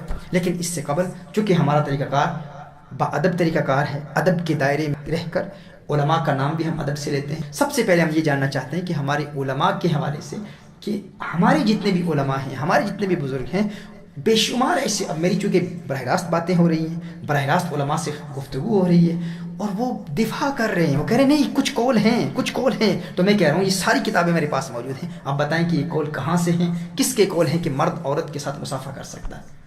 اب ہماری وضاحت سنیں، ہم اس پر وضاحت کریں گے. ہم آپ کو بتائیں گے کہ عورت سے کیسے ملاقات کی جاتی ہے. ہم بتائیں گے کہ اگر عورت ہاتھ بڑھائے تو اسے کیا کہا جائے اوائڈ کرنے کے لیے. وہ مصافحہ کرنا چاہے تو کس طرح اوائڈ کیا جائے. یہ ایک ڈیفرنٹ سبجیکٹ ہے، لیکن شریعت مطہرہ کے اصول اور قانون کو ہی بدل دیا جائے یہ ناقابل قبول ہے. اس حوالے سے میں یہ عرض کرنا چاہ رہا ہوں کہ ہمارے وہ علماء کرام جو بغیر کسی قید کے، بغیر کسی وضاحت کے کہتے ہیں کہ ازہر شریف کے علماء جتنے بھی ہیں وہ حق پر ہیں، تو میں ان سے عرض کرنا چاہتا ہوں ایک عالم دین پاکستان کے ایک عالم دین نے دیت کے مسئلے میں ایک مسئلے میں اختلاف کیا تھا. ایک میلاد منانے والے عالم دین نے پاکستان میں دیت کے مسئلے میں اختلاف کیا تھا، مذاہب اربعہ کے خلاف فتویٰ دیا تھا، پورے پاکستان میں تہلکہ مچ گیا تھا. ایک علامہ ابو داؤد صادق رحمہ اللہ نے ایسی خطرے کی گھنٹی بجائی تھی کہ پوری پاکستان میں اس کی گونج آج تک ہمیں سنائی دے رہی ہے. انہوں نے کتاب لکھی تھی خطرے کی گھنٹی. وہ پردہ بھی فرما چکے ہیں، ان کی گھنٹی کی آواز آج بھی ہمیں آ رہی ہے. ایک مسئلے میں، دیت کے مسئلے میں مذاہب اربع سے اختلاف کیا تھا، آج دن تک تمام علماء ان کے خلاف ہیں۔ میں پوچھنا چاہتا ہوں، یہ ایک مسئلے میں بات نہیں کر، انہوں نے تو اصول ہی بدل دیا ہے۔ وہ تو کم از کم اپنے آپ کو حنفی کہتے ہیں نا، یہ کہتے ہیں ہم حنفی بھی ہیں، ہم شافعی بھی ہیں، مالکی بھی ہیں، حنبلی بھی ہیں، ہم ظاہری بھی ہیں، ہم زیدی بھی ہیں، ہم امامی بھی ہیں، ہم عباضی بھی ہیں، شیعہ سے بھی لے رہے ہیں، اور پھر 80 مذاہب سے، اور پھر کہہ رہے ہیں کہ ہم براہ راست قرآن و سنت سے استنباط بھی کر سکتے ہیں۔ اور جب ایسا اصول بن جائے گا تو پھر عورتوں سے مصافحے کیے جائیں گے، پھر کہا جائے گا یعنی، اور کیا اصول کیا ہے کہ دیکھیں یہاں پر ماحول ایسا ہے، عورتیں بیچاری جو ہے وہ اگر کوئی ہاتھ بڑھائے تو اس کی دل شکنی ہوگی، اس کا دل ٹوٹے گا، وہ کہیں گے کہ یہ مسلمان غلط تعلیمات دے رہے ہیں، متشدد ہیں، اس لیے عورت چاہے تو مصافحہ کر لے۔ پھر کل یہاں کا ماحول بدلے گا، پھر مرد کہیں گے کہ عورت سے ملاقات کرنے کے لیے بوسہ دینا ضروری ہے، پھر ہم اپنی عورتوں کو کہیں گے ٹھیک ہے اب چوم بھی لو، یہ بھی جائز ہے، پھر اسی طرح رفتہ رفتہ پورا دین ہی بگڑ جائے گا۔ اور پھر کہا جا رہا ہے کہ محققین کا قول ہے، تو ہم جاننا چاہ رہے ہیں کہ وہ محققین کون ہیں۔ مزید آگے بڑھتے ہیں۔ ہم نے مال کی فقہ کے حوالے سے براہ راست کتابوں سے اس کو ثابت کیا کہ مال کی فقہ میں بھی عورت سے مصافحہ ناجائز ہے۔ آگے بڑھتے ہیں، حنبلی فقہ میں کیا فتویٰ ہے، حنابلہ کا کیا فتویٰ ہے۔ مذہب حنبلی کا مشہور متن ہے علامہ شرف الدین ابو النجا حجاوی مقدسی رحمہ اللہ، جن کا وصال 963 ہجری میں ہوا۔ یہ مذہب مالکی کے مشہور فقیہ ہیں، جن کا متن ہے متن الاقناع۔ حنبلی فقہ میں مشہور متن ہے، اس کا نام ہے متن الاقناع۔ یہ متن ہمارے پاس شرح کے ساتھ ہے، اس کی شرح ہے، فرمایا وَلَا تَجُوزُ مُصَافَحَةُ الْمَرْأَةِ الْأَجْنَبِيَّةِ الشَّابَّةِ، یعنی جوان اجنبیہ عورت سے مصافحہ کرنا ناجائز ہے، جوان اجنبیہ عورت سے مصافحہ کرنا ناجائز ہے۔ اب اس کی شرح میں علامہ منصور بہوتی حنبلی مصری، یہ بھی مصری عالم ہیں، متوفہ 1051 ہجری، ان کا انتقال 1051 ہجری میں ہوا، اپنے زمانے کے شیخ الحنابلہ ہیں، اپنے زمانے کے شیخ الحنابلہ علامہ منصور بہوتی حنبلی مصری رحمہ اللہ، بہت بڑے فقیہ ہو گزرے ہیں۔ وہ اپنی شرح کشاف القناع عن متن الاقناع، یہ ان کی شرح ہے، اس میں وہ فرماتے ہیں، یعنی یہ جو عبارت میں نے متن الاقناع کی پیش کی، اس کی شرح ہے، اس میں وہ فرماتے ہیں، اس کی شرح کا نام کیا ہے، کشاف القناع عن متن الاقناع، اس میں فرماتے ہیں لأنها شر من النظر، یعنی جو پہلے عبارت میں نے پیش کی نا، ولا تجوز مصافحة المرأة الأجنبية الشابة، کہ ایک اجنبی جوان عورت سے مصافحہ ناجائز ہے، اس کی شرح میں یہ فرماتے ہیں لأنها شر من النظر، کیونکہ مصافحہ کرنے میں دیکھنے سے زیادہ شر ہے، یعنی جب دیکھنا حرام ہے تو اس میں تو زیادہ شر ہے، تو مصافحہ کرنا بھی حرام ہے۔ پھر فرماتے ہیں اما العجوز فللرجل مصافحتها على ما ذكره في الفصول والرعاية، رہی بوڑھی عورت تو آدمی کے لیے اس سے مصافحہ کرنا جائز ہے، اس بنا پر اسے فصول اور رعایا میں ذکر کیا گیا، یعنی علت وہی ہوگی، علت وہی ہے کہ اگر فتنے کا اندیشہ نہ ہو تو جائز ہے، ورنہ بوڑھی عورت سے بھی حنبلی فقہ میں مصافحہ حرام ہے، یعنی حنبلیوں میں بوڑھی عورت سے مصافحہ جائز ہے اگر فتنے سے انسان بے خوف و معمون ہو، لیکن اگر فتنے کا خوف ہے تو بوڑھی عورت سے بھی مصافحہ ناجائز ہے۔ پھر فرماتے ہیں، اب ابن منصور کی روایت علامہ بہوتی بیان فرما رہے ہیں، فرماتے ہیں مطلق فی روایت ابن منصور تکرہ مصافحۃ النساء، اور ابن منصور کی روایت میں مطلقاً فرمایا کہ عورتوں سے مصافحہ کرنا مکروہ ہے۔ اب یاد رکھیے حنبلی فقہ کا یہ اصول ہے کہ جب مطلقاً مکروہ بیان کیا جائے تو حنابلہ میں مکروہ تحریمی ہوتا ہے۔ اب یہ فرماتے ہیں کہ عورتوں سے مصافحہ کرنا مکروہ ہے، یعنی مکروہ تحریمی ہے، ناجائز ہے۔ یہ کس کے متعلق فرما رہے ہیں؟ اطلق فی روایت ابن منصور تکرہ مصافحۃ النساء، یعنی اس قول کے مطابق، ابن منصور کے قول کے مطابق بوڑھی عورت سے بھی مصافحہ کرنا ناجائز ہے۔ اس طرح میں نے پہلے بیان کیا تھا کہ حنبلیوں میں جائز ہے، لیکن کہا کہ ابن منصور کی روایت میں بوڑھی عورت سے مرد کا مصافحہ کرنا بھی ناجائز ہے، اور کہا کہ مطلقاً بیان فرما دیا۔ اب آگے کی عبارت قابل غور ہے، قال محمد بن عبد الله بن مهران سئل ابو عبد الله عن الرجل يصافح المرأة، محمد بن عبداللہ بن مہران فرماتے ہیں سئل ابو عبداللہ، ابو عبداللہ سے پوچھا گیا، ابو عبداللہ سے دریافت کیا گیا، سوال کیا گیا۔ ابو عبداللہ کون ہے؟ آپ جانتے ہیں ابو عبداللہ کون ہے؟ امام احمد بن حنبل، مجتہد مطلق، ان سے پوچھا گیا، ان سے کوشچن کیا گیا، عن الرجل يصافح المرأة، عن الرجل يصافح المرأة، یہی سوال پوچھا گیا کہ اس مرد کے بارے میں آپ کا کیا خیال ہے جو عورت سے مصافحہ کرتا ہے؟ انہوں نے جواب کیا دیا؟ امام احمد بن حنبل نے جواب کیا دیا؟ قال لا، قال لا، انہوں نے کہا نہیں جائز. پھر فرمایا وشدد فیہ جدا،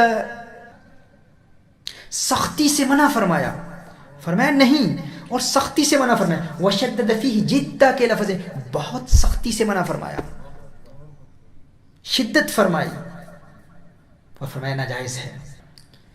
قلت فیصافحها بثوبہ، یہ کہتے ہیں کہ میں نے پوچھا کہ اگر کپڑے کی آڑ لے کر مصافحہ کرے، یعنی دستانے پہن کے مصافحہ کرے، یعنی گلوز پہن کے مصافحہ کرے تو پھر؟ اور دیکھیے امام احمد بن حنبل رحمہ اللہ نے کیا فرمایا، فرماتے ہیں قال لا، فرمایا پھر بھی نہیں، مرد عورت سے مصافحہ نہیں کر سکتا، ناجائز ہے. قال لا. ایک شخص نے پوچھا کہ لیکن اگر عورت رشتہ دار ہو پھر؟ فرمایا قال لا، فرمایا پھر بھی جائز نہیں ہے. یہ کہتے ہیں میں نے پھر پوچھا، قلت ابنتہ، میں نے سوال کیا اگر اس کی اپنی بیٹی ہو تو پھر؟ فرمایا قال اذا كانت ابنته فلا باس، ہاں اگر اس کی اپنی بیٹی ہے تو پھر اس میں کوئی حرج نہیں ہے، پھر مصافحہ کر سکتا ہے. علامہ منصور بہوتی حنبلی مصری کی عبارت یہاں ختم ہوتی ہے. پھر ہم سوال کرتے ہیں کہ حنابلہ کا بھی یہی مذہب ہے. حنابلہ بھی کہتے ہیں کہ مرد کا عورت کے ساتھ مصافحہ کرنا ناجائز ہے، حرام ہے. ہم پوچھنا چاہتے ہیں کہ شیخ علی جمعہ اور ان کی تعلیمات کا پرچار کرنے والے ہمارے ہند و پاک کے علماء، ہم آپ سے پوچھتے ہیں، اور برطانیہ میں اور کچھ یورپین ممالک میں جو ان کی ویڈیو کو بہت پھیلایا جا رہا ہے، محققین کا قول ہے، تو ہم جاننا چاہتے ہیں آخر ہمیں بھی بتا دیں کہ وہ محققین کون ہیں. ہم بھی ان کی کتابوں کا مطالعہ کریں کہ وہ محقق کون ہیں جو یہ فرماتے ہیں کہ عورت کا مرد سے مصافحہ کرنا جائز ہے. اب آئیے حنفیہ، احناف کا اس حوالے سے کیا موقف ہے، حنفی علماء اس کے متعلق کیا فرماتے ہیں. اور یہ علامہ منصور بہوتی حنبلی مصری کی جو کتاب ہے کشاف القنا، جلد 2 والیوم 2 اور صفحہ نمبر 155 پر یہ عبارت ہے. اب حنفی کیا کہتے ہیں؟ مذہب حنفی کی مشہور و معتمد کتاب الہدایہ فی شرح بدایت المبتدی، ہدایہ جو بدایت المبتدی کی شرح ہے. حنفی فقہ کا ادنا طالب علم بھی اس کتاب کی اہمیت سے آگاہ ہے، اور خصوصیت اس کتاب کی یہ ہے کہ اس میں فقہ حنفی کے معتمد اور مفتبی اقوال جمع کیے گئے ہیں. اس کتاب میں صاحب ہدایہ کتاب الکراہیت فصل فی الوطء والنظر واللمس، اس میں فرماتے ہیں ولا يحل له ان يمس وجهها ولا كفها وان كان يأمن الشهوة، فرماتے ہیں کہ یہ جائز نہیں ہے، مرد کے لیے حلال نہیں ہے کہ وہ اجنبی عورت کے چہرے کو چھوئے، اور نہ ہی اس کی ہتھیلی کو چھونا اس کے لیے جائز ہے، اگرچہ وہ شہوت سے بے خوف و معمون ہو، پھر بھی مرد کے لیے اجنبیہ کے ہاتھ کو چھونا جائز نہیں ہے. اب ہمارا یہ کہنا کہ ہمارے شیخ صاحب اگر کسی اسٹوڈنٹ کے سر پر، کسی مریدہ کے سر پر دست شفقت رکھتے ہیں، یا کوئی مریدہ ان کی دست بوسی کرتی ہے، تو وہ یہ حکم ان پر نافذ نہیں ہوتا، کیونکہ وہ روحانیت کے ایسے مقام پر فائز ہو چکے ہیں، تزکیہ نفس کے مراحل طے کر چکے ہیں، اور وہ ایسے ولی کامل ہو چکے ہیں. ان کے لیے تو جائز ہونا چاہیے کیونکہ وہ معمون ہیں، کیونکہ فتنے کا خوف نہیں ہے. تو میں یہی عرض کر رہا ہوں، صاحب ہدایہ یہی فرما رہے ہیں کہ اگر فتنے کا خوف نہیں ہے پھر بھی حرام ہے، پھر بھی ناجائز ہے. پھر فرمایا هذا إذا كانت شابة تشتهى، أما إذا كانت عجوزا لا تشتهى فلا بأس بمصافحتها ولمس يدها لانعدام خوف الفتنة. فرمایا کہ یہ اس وقت ہے جب عورت جوان ہو جس کی طرف رغبت کی جائے، اور اگر عورت ایسی بوڑھی ہو جس کی طرف رغبت نہ کی جائے تو اس سے مصافحہ کرنے اور اس کے ہاتھ کو چھونے میں کوئی حرج نہیں، فتنے کے خوف کے نہ ہونے کی وجہ سے، انعدام کی وجہ سے، لانعدام خوف الفتنہ، یعنی بوڑھی عورت سے مصافحہ کیا جا سکتا ہے، جوان عورت سے مصافحہ نہیں کیا جا سکتا. اب فتنے کے خوف سے مراد کیا ہے؟ فتنہ کیا ہوتا ہے؟ آپ کو کیسے پتہ چلتا ہے کہ فتنے کا خوف ہے یا نہیں؟ اس حوالے سے میں علامہ شروانی، انہوں نے علامہ ابن حجر مکی کی تحفۃ المحتاج کا حاشیہ لکھا. اس کے محشی علامہ شروانی ہیں، اور یہ حاشیہ بھی بہت معروف ہے. اس کی جلد نمبر 7 صفحہ نمبر 190 پر مطبوعہ دارالفکر بیروت سے یہ کتاب چھپی ہے. مذہب شافعی کے مشہور متاخر فقی علامہ علی شبرا مجلسی، رحمہ اللہ کے حوالے سے علامہ شروانی رحمہ اللہ لکھتے ہیں ان ضابط خوف الفتنة ان تدعوه نفسه الى مس لها او خلوت بها. فرماتے ہیں کہ فتنے کے خوف کا ضابطہ کیا ہے، کیونکہ ان کتابوں میں اکثر اس بات کا ذکر آیا ہے کہ اگر بوڑھی عورت ہو تو فتنے کا خوف ہو، فتنے کا اندیشہ ہو تو انسان اس بوڑھی عورت سے بھی مصافحہ نہیں کر سکتا. تو کہا کہ فتنے کے خوف کا اندیشہ کیا ہے، آپ کو کیسے پتہ چلے گا کہ فتنے کا خوف ہے یا نہیں ہے؟ تو کہا اس کا ضابطہ یہ ہے ان ضابط خوف الفتنة ان تدعوه نفسه الى مس لها او خلوت بها. کہا جب انسان کا نفس انسان کو اس طرف دعوت دے کہ وہ اسے ہاتھ لگائے، اسے چھوئے، انسان کا نفس چاہے کہ اسے چھوئے یا اس کے ساتھ تنہائی خلوت اختیار کرے، خلوت کا چاہنا اور ہاتھ لگانے کا جی چاہنا، اگرچہ وہ اس پر عمل نہ بھی کر رہا ہو، وہ ہاتھ لگاتا نہیں ہے، تنہائی اختیار نہیں کرتا، لیکن جو ہی اس کے دل میں یہ خواہش پیدا ہو تو یہی فتنے کا خوف ہے. کہ اگر وہ بوڑھی عورت ہے، یہ بوڑھی عورت کے متعلق ہے، اگر وہ بوڑھی بھی ہو اور پھر بھی فتنے کا امکان ہو تو اس میرٹ پر، اس معیار پر ہم پرکھیں گے کہ کیا ہاتھ لگانے کا جی چاہ رہا ہے، تو پھر ایسی بوڑھی عورت کے ساتھ بھی اس کا مصافحہ کرنا یہ حرام ہے. تو اس تمام گفتگو کا اب میں خلاصہ پیش کرتا ہوں. ایسی بوڑھی عورت جس کی طرف عام طور پر مردوں کی رغبت نہیں ہوتی، اس سے مصافحہ کرنے میں بھی اگر فتنے کا اندیشہ ہو تو اس سے مصافحہ کرنا بھی حرام ہے، اور جوان عورت سے تو اندیشہ ہو نہ ہو ہر صورت میں حرام ہے، اور تمام فقہاء مذاہب اربعہ کا اس پر اجماع ہے، اس پر اتفاق ہے. اب انسان اس کی کوئی بھی تعویل پیش کر سکتا ہے، یعنی اگر جوان عورت ہے تو ہر حال میں حرام ہے. وہ کہے کہ نہیں جی میری کزن سسٹر ہے، we're only cousins, we relatives, she is my Islamic sister, یہ میری مذہبی بہن ہے، دینی بہن ہے، یہ میری پیر کی مریدنی ہے، پیر کہے کہ یہ میری مریدہ ہے، مطلقاً ناجائز ہے، اور اس پر مذاہب اربعہ کا اتفاق ہے. لیکن اگر کوئی مختلف فی مسئلہ ہو، اگر کوئی اختلافی مسئلہ ہو تو اس میں ہم کلام نہیں کرتے، نہ ہی شدت اختیار کرتے. ہم کہتے ہیں لیکن کتنے مسائل ہیں، اگر کوئی یہ سمجھے کہ ہم شیخ علی جمعہ سے ہمارا کوئی رابطہ ہی نہیں ہے، لیکن جب ایسے فتاویٰ یہاں پر بیان کیے جا رہے ہوں، اس کا اثر ملت اسلامیہ پر پڑتا ہے، اس کا نقصان بہت زیادہ ہوتا ہے، اور اس نقصان کا خمیازہ پھر آنے والی نسلوں کو بھگتنا پڑتا ہے. ورنہ کتنے مختلف مسائل ہیں. اگر ہم شدت کرنے والے ہوتے، اس طرح کچھ لوگوں نے مجھے بھی کہا کہ آپ بہت شدت کر رہے ہیں، یہ مسئلہ ہے، یہاں کی پرابلم ہے. ہم کہتے ہیں اگر شدت کرنے والے ہوتے، اگر فقہی اختلافی مسائل پر، تو ہم کہتے بھائی ہم روزہ 1 بجے بند کرتے ہیں، ہم 18 ڈگری کے مسئلے پر عمل کرتے ہوئے، نصف اللیل کے حکم پر عمل کرتے ہوئے، ہمارا برطانیہ میں رہ کر ہمارا روزہ 21-22 گھنٹے کا بنتا ہے. تو دیگر علماء جو فتویٰ دیتے ہیں ان کے فتوے کے مطابق وہ 1 بجے تو نہیں، وہ تو 3 بجے روزہ بند کرتے ہیں. تو اگر ہم ضدی ہوتے یا متشدد ہوتے تو ہم تو کہتے بھائی اپنا پیٹ بھرنے کے لیے آپ امت کے روزوں کو ضائع کر رہے ہیں، لیکن ہم نہیں کہتے نا، ہم انہیں فاسق کہتے ہیں، ہم نہیں کہتے، ہم کہتے ہیں مختلف اختلاف ہے، اختلافی مسئلہ ہے. کوئی ایسا اجماعی مسئلہ تو ہے ہی نہیں کہ اس پر تمام امت کا اجماع ہو چکا ہو. اب جس پر ہم عمل کر رہے ہیں، ہمارے نزدیک اس میں احتیاط زیادہ ہے، لیکن اس کا یہ مطلب نہیں ہے کہ ہم کسی مسئلے کو دوسروں پر مسلط کریں گے. جس میں اختلاف ہو تو اس اختلاف کو ہم قبول کرتے ہیں، لیکن یہ مسائل، یہ مجمع علیہ مسائل ہیں، اس پر تمام امت کا اجماع ہے. اب جس طرح میں نے کہا کہ سواد اعظم اہل سنت والجماعت کے نزدیک مذاہب اربعہ سے خروج ناجائز ہے اور یہ اجماع کے خلاف ہے. تو محترم احبہ، اگر کوئی عام شخص یہ بات کہتا، کوئی جاہل شخص، تو ہم سمجھ جاتے، لیکن یہ اتنے بڑے عالم، اتنے مستند عالم جن کا فتویٰ پوری دنیا میں چلتا ہو، وہ یہ کہہ رہے ہیں، تو ان کا یہ جملہ انتہائی خطیر ہے، اس لیے ہمارے لیے ضروری تھا کہ اس کی وضاحت کرتے ہیں. اب ہم واپس چلتے ہیں ان عبارتوں کی جانب جو میں نے ابتدا میں المتشددون کے حوالے سے میں نے بیان کیا، اور اس حوالے سے ایک مزید وضاحت بھی میں کرنا چاہوں گا طلاق کے مسئلے کے بارے میں. ایک مرد اپنی زوجہ کو طلاق دیتا ہے، ایک ہی نشست میں 3 طلاقیں دے دی، زوجہ اس کی طلاق سے، اس کے نکاح سے نکل گئی.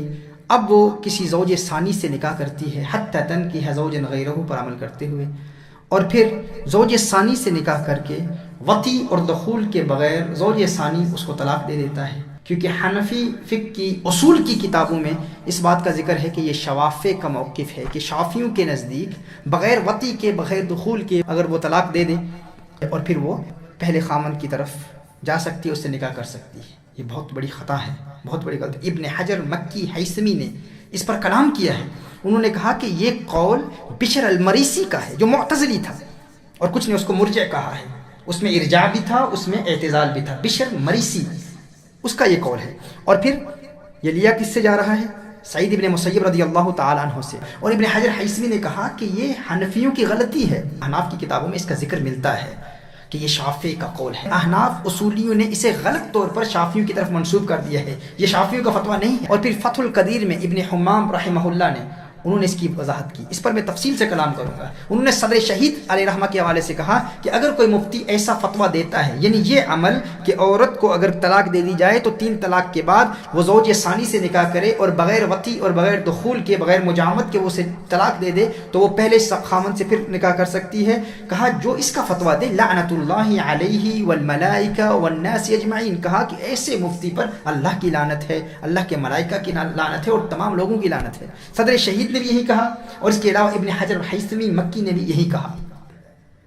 اور پھر اس میں یہ کہتے ہیں وَإِنَّهُ مُخَالِفٌ لِلْإِجْمَاعِ، یہ اجماع کے خلاف ہے۔ اور ابن حجر مکی نے اس کو تحفۃ المحتاج میں بیان کیا ہے، تو میں نے چاہا کہ اس پر میں تفصیل سے خطاب کروں گا جب ہم طلاق ثلاثہ کے مسئلہ پر شیخ علی جمعہ اور دیگر مفتیان ازہر جو طلاق ثلاثہ کے فتویٰ پر ابن تیمیہ سے فتویٰ لیتے ہیں، اس کا جب ہم رد کریں گے تو اس وقت انشاءاللہ ہم تفصیل سے بیان کریں گے اس حوالے سے کہ یہ ناجائز ہے اور تمام مذاہب میں، مذاہب اربعہ میں یہ حرام ہے۔ اب میں صرف عربی عبارتیں پیش کرتا ہوں ان علماء اور ان طلاب العلم کے لیے، بالخصوص طلبہ کے لیے عربی عبارتیں جو میں نے سب سے پہلے المتشددون اور البیان کے حوالے سے جو میں نے پہلے بیان کیا۔ اب کسی کے ذہن میں یہ اندیشہ بھی ہو سکتا ہے کہ شیخ علی جمعہ اگر کہہ رہے ہیں کہ 4 مذاہب کے علاوہ بھی کسی قول پر فتویٰ دینا جائز ہے تو کیا واقعی جائز ہے؟ کیونکہ اس پر تو ہم نے دلائل پیش نہیں کیے، اب دلائل پیش کرنے کا وقت بھی نہیں ہے، چونکہ جیسے کہ آپ جانتے ہیں کہ ہمارا آگے پروگرامز ہیں، آگے سفر ہے، تو میں صرف اور میری کوشش ہوگی کہ آج کی اس نشست میں فقط جواباً میں عبارتیں پیش کر دوں، ائمہ اربعہ کی عبارتیں پیش کر دوں، اور یہ عبارتیں صرف اور صرف طلبہ کے لیے ہیں، طلاب العلم کے لیے ہیں، علمی ذوق رکھنے والے، کتابیں پڑھانے والوں کے لیے ہیں، تاکہ ان کے ذہن نشین ہو جائیں۔ اور پھر ان عبارتوں پر ہمارا جو بھی عالمی دورہ ہو رہا ہے، ورلڈ ٹور ہو رہا ہے، آپ جانتے ہیں کہ پاکستان اور پھر آگے سری لنکا اور ساؤتھ افریقہ اور آسٹریلیا، گریس اور کہاں کا ہے جی، سورینام کا انشاءاللہ، اور ٹرینر، پوری دنیا کا ایک تقریباً ہمارا ایک بہت بڑا ایک دورہ ہو رہا ہے۔ میری کوشش ہوگی کہ اس دوران ہی، بلکہ حتی الاستطاعت میں کوشش کروں گا کہ پاکستان میں ہی انشاءاللہ اس مسئلے پر یہ جو ابھی عبارتیں میں پیش کر رہا ہوں علماء کی، ان پر تبصرہ بھی کروں گا، ان پر تفصیل سے کلام بھی انشاءاللہ میں کروں گا۔ اور پھر اسی دورے کے دوران ہی جہاں بھی ہم ہوئے انشاءاللہ کتابیں ہمارے ساتھ ہی ہوتی ہیں، تو انشاءاللہ ہماری کوشش ہوگی کہ آگے پھر طلاق ثلاثہ کے مسئلہ پر، اور پھر یہ جو دوسرا مسئلہ میں نے ابھی بیان کیا ہے کہ ایک عورت کو اگر طلاق دے دی جائے تو زوج ثانی سے اگر وہ نکاح کر لے اور بغیر دخول اور وطی کے اگر وہ طلاق دے دے تو یہ شافعیوں کا یہ مذہب نہیں ہے، یہ مذہب شوافع نہیں ہے۔ اور جس طرح میں نے ابن حجر مکی کے حوالے سے کہا کہ انہوں نے کہا کہ اس میں احناف سے کچھ تسامح ہوا ہے کہ انہوں نے اپنی کتابوں میں اس کا ذکر کیا، جیسے ہماری اصول کی چند کتابوں میں اس کا ذکر ملتا ہے۔ لیکن اس وقت میں صرف اور صرف چند عبارتیں پیش کر دیتا ہوں تاکہ یہ واضح ہو جائے کہ جو شیخ علی جمعہ جنہوں نے المتشددون میں جو فرمایا ہے وہ غلط ہے، وہ خطا ہے، اور کسی کے ذہن میں یہ نہ ہو کہ کہیں ان کی باتیں حق پر مبنی نہ ہوں۔ اور اس میں ٹرانسلیشن نہیں پیش کر پاؤں گا، صرف اور صرف میں عربک ٹیکسٹ پیش کرتا ہوں، آپ اس کو سماعت فرما لیں اور طلاب العلم اور علماء کرام اس کو نوٹ کر لیں اور اس کے حوالے بھی لکھ لیں۔ سب سے پہلے علامہ احمد بن محمد بن اسماعیل طحطاوی، یہ حنفی فقہ سے سب سے پہلے میں مذہب حنفی سے پیش کرتا ہوں، اور آپ نے اپنے مشہور در مختار پر جو ان کا حاشیہ ہے، مشہور حاشیہ ہے حاشیہ طحطاوی، اس میں علامہ طحطاوی لکھتے ہیں صفحہ نمبر جلد نمبر 4 صفحہ نمبر 153 پر حاشیہ طحطاوی میں فرماتے ہیں وَهَذِهِ الطَّائِفَةُ النَّاجِيَةُ قَدِ اجْتَمَعَتِ الْيَوْمَ فِي مَذَاهِبٍ وهم الحنفيون والمالكيون والشافعيون والحنبليون رحمهم الله ومن كان خارجا عن هذه الأربعة في هذا الزمان فهو من أهل البدعة والنار، فهو من أهل البدعة والنار۔ اس کے بعد شاہ ولی اللہ محدث دہلوی، اہل حق بھی ان کا احترام کرتے ہیں اور اہل بدعہ بد مذہب بھی ان کا احترام کرتے ہیں، ان کو عزت اور احترام کی نگاہ سے دیکھتے ہیں۔ ہرچند کہ ہمارے اور میرے شیخ کریم حضرت فیض کریم رحمہ اللہ کے ان کے حوالے سے کچھ تحفظات ہیں، اور ہند و پاک کے کچھ ایسے علماء بھی ہیں جو ان کے خلاف بھی کلام کرتے ہیں، لیکن چونکہ بدعقیدہ ان کو قبول کرتے ہیں۔ اور شاہ ولی اللہ محدث دہلوی کے حوالے سے اکثر اہل سنت والجماعت کا نظریہ یہی ہے کہ یہ اہل حق ہیں۔ یہ اپنی معروف کتاب عقد الجید فی احکام الاجتہاد والتقلید، اس میں صفحہ نمبر 41 پر فرماتے ہیں وَلَيْسَ مَذْهَبٌ فِي هَذِهِ الْأَزْمِنَةِ الْمُؤَخِّرَةِ بِهَذِهِ الصِّفَةِ إِلَّا هَذِهِ الْأَرْبَعَةِ، پھر فرمایا إِلَّا مَذْهَبَ الْإِمَامِيَّةِ وَزَيْدِيَّةِ وَهُمْ أَهْلُ الْبِدْعَةِ لَا يَجُوزُ الْاعْتِمَادُ عَلَى أَقَاوِيلِهِمْ لا يجوز الاعتماد على أقاويلهم۔ فرماتے ہیں کہ یہ زیدیہ اور امامیہ اگر ان کی فقہ مدون ہو چکی ہے، اور اگر ان کی فقہ میں، ان کے مذہب میں وہ صفات پائی جاتی ہیں جو مطلوبہ صفات ہیں، ان پر ہم تفصیل سے کلام کریں گے، فرمایا لیکن یہ تو اہل بدعت ہیں، یہ تو بدعتی ہیں۔ وهم اہل البدعۃ لا يجوز الاعتماد على اقاویلهم، ان کے اقوال پر اعتماد نہیں کیا جا سکتا۔ پھر آگے فرماتے ہیں وثانیہ، اس پر پھر آگے تفصیل سے کلام فرماتے ہیں۔ پھر حضور اکرم صلی اللہ علیہ وسلم کی حدیث بیان فرماتے ہیں اتبعوا السواد الاعظم، پھر فرماتے ہیں كانت اتباعها اتباعا للسواد الاعظم والخروج عنها خروجا عن السواد الاعظم، كانت اتباعها اتباعا للسواد الاعظم والخروج عنها خروجا عن السواد الاعظم، جو بات میں شروع سے کہہ رہا ہوں کہ مذاہب اربعہ سے خروج سواد اعظم اہل سنت والجماعت سے خروج ہے۔ اس کے بعد سماعت فرما لیں علامہ ابن نجیم حنفی مصری، جن کا وصال 970 ہجری میں ہوا، وہ فرماتے ہیں وما خالف الأئمة الأربعة مخالف للإجماع وإن كان فيه خلاف لغيرهم فقد صرح في التحرير أن الإجماع انعقد على عدم العمل بمنسب مخالف للأربعة لانضباط مذاهبهم وانتشارها وكثرة أتباعهم۔ یہ کون فرما رہا ہے؟ ابن نجیم حنفی مصری، یہ بھی مصری عالم ہیں، مصر کے عالم ہیں، حنفی ہیں۔ یہ حنفی فقہ کے 3 حوالے آپ کی بارگاہ میں پیش کیے۔ مالکیہ کیا فرماتے ہیں اس حوالے سے؟ مذاہب اربعہ سے خروج کے حوالے سے مالکی کیا فرماتے ہیں؟ علامہ شہاب الدین نفراوی الازہری، علامہ نفراوی بھی ازہری ہیں، مالکی فقیہ علامہ نفراوی الازہری المالکی، ان کا وصال 1126 ہجری میں ہوا۔ اپنی مشہور کتاب الفواکہ الدوانی علی رسالۃ ابی زید القیروانی، میں نے مالکی فقہ کے حوالے سے چند باتیں ابتدا میں آغاز میں بتایا کہ علامہ دردیر کا مقام کیا ہے، اب ان کا مقام بھی میں نے بیان کرنا تھا، لیکن جب ہم تبصرہ کریں گے تو آپ کو بتائیں گے کہ مالکی فقہ میں ان کا کیا مقام ہے۔ یہ فرماتے ہیں الفواکہ الدوانی علی رسالۃ ابی زید القیروانی، جلد 2 صفحہ نمبر 356 میں، مطبوع دار الفکر بیروت۔ یہ فرماتے ہیں فإذا اختلف الصحابة في مسألة على قولين جاز لأحد الصحابة أن يحدث ثالثا، فإذا انقرض عصر الصحابة بحيث لم يبق منهم أحد فليس للتابعين إحداث ثالث، وكذا إذا اختلف التابعون جاز للتابعين إحداث ثالث، پھر فرمایا دون تابع التابعين، وهكذا لما في الخروج عن اتباع المجتهدين من خرق الإجماع، پھر فرمایا وقد انعقد اجماع المسلمين اليوم على وجوب متابعة واحد من الأئمة الأربعة أبي حنيفة ومالك والشافعي وأحمد بن حنبل رضي الله تعالى عنهم أجمعين، وعدم جواز الخروج عن مذاهبهم، وإنما حرم تقليد غير هؤلاء الأربعة من المجتهدين مع أن الجميع على هدى لعدم حفظ مذاهبهم لموت أصحابهم وعدم تدوينها۔ اگر ذہن میں یہ خدشہ پیدا ہو کہ جو میں نے کہا ہے ابتدا میں وہ غلط ہے، تو اب دیکھ لیجیے کہ مالکی کیا کہہ رہے ہیں، حنفی کیا کہہ رہے ہیں۔ علامہ نفراوی مالکی ازہری، ان کی عبارت بھی آپ کی گوش گزار کی۔ اب آگے بڑھتے ہیں شافعی فقہ میں۔ شافعی فقہ کی معروف اصول فقہ کی کتاب ہے البحر المحیط، اصول فقہ کی کتاب ہے شافعی فقہ کی۔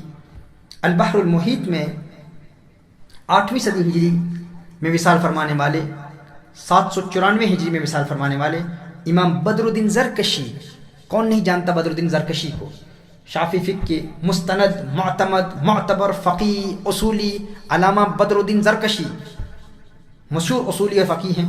یہ فرماتے ہیں والحق ان العصر خلا عن المجتهد المطلق لا عن مجتهد في مذهب احد الائمه الاربعه، وقد وقع الاتفاق بين المسلمين على أن الحق منحصر في هذه المذاهب وحينئذ فلا يجوز العمل بغيرها فلا يجوز أن يقع الاجتهاد إلا فيها. علامہ زرکشی فرما رہے ہیں. آگے بڑھتے ہیں. امام جلال الدین سیوطی الشافعی رحمہ اللہ متوفی 911 ہجری، فقہ شافعی کے اصول پر مشتمل اپنی مشہور زمانہ کتاب الاشباح والنظائر میں امام سبکی کے حوالے سے، اب یاد رکھیں ابن سبکی کون ہیں؟ تاج الدین سبکی. ابن سبکی کے حوالے سے جو بیان کیا جاتا ہے کہ ان کے نزدیک مذاہب اربعہ سے خروج جائز ہے، اس پر ہم کلام تفصیل سے کریں گے. تاج الدین سبکی کون ہیں؟ تقی الدین سبکی کے بیٹے ہیں. ہمارے نزدیک جو ان کا کلام ہے جس کو یہ لوگ پیش کرتے ہیں ہم اس کی تطبیق کرتے ہیں، اور ہم نہیں کرتے، ہمارے اکابر علماء تطبیق کرتے ہیں. لیکن اس وقت ہم امام سبکی کی عبارت پیش کر رہے ہیں، اور وہ تطبیق ہم انشاءاللہ تعالی اس کو ہم آنے والے دنوں میں آنے والے لیکچرز میں ہم کریں گے. لیکن صرف اور صرف آپ کی اطلاع کے لیے آپ کو بتاتا ہوں، اگر کوئی شخص وہ قول بیان کر دے ابن سبکی کا تو اس کی بھی وضاحت ہم کریں گے، اور بہت تفصیل سے ہم اس پر کلام کریں گے انشاءاللہ.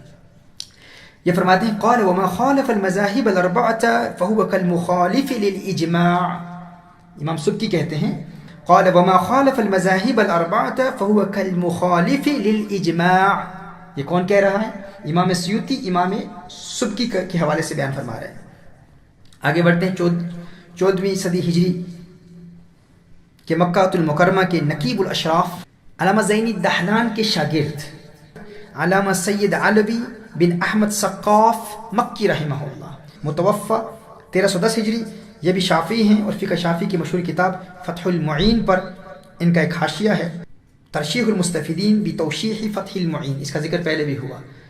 ایک حاشیہ اعانۃ الطالبین ہے، اور دوسرا ان کا حاشیہ ہے ترشیح المستفیدین بتوشیح فتح المعین. اس کے صفحہ نمبر 4 پر شیخ سید علوی بن احمد ثقاف مکی رحمہ اللہ فرماتے ہیں وَلَيْسَتِ الْمَذَاهِبُ مَتْبُوعَةٌ مُنْحَصِرَةٌ فِي الْأَرْبَعَةِ لِأَنَّ الْمُجْتَهِدِينَ مِنْ هَذِهِ الْأُمَّةِ لَا يُحْصَوْنَ كَثْرَةً وَكُلٌّ لَهُ مَذْهَبٌ مِنَ الصَّحَابَةِ وَالتَّابِعِينَ نحو 11 مذهبا مقلدة أربابها مدونة كتبها وهي الأربعة المشهورة ومذهب سفيان الثوري ومذهب سفيان بن عيينة ومذهب ليث بن سعد ومذهب إسحاق بن راهويه ومذهب ابن جرير ومذهب داود ومذهب الأوزاعي وكان لكل منها يفتون بقولهم ويقضون إن من قردوا بعد 500 لموت العلماء وقصور الهمم.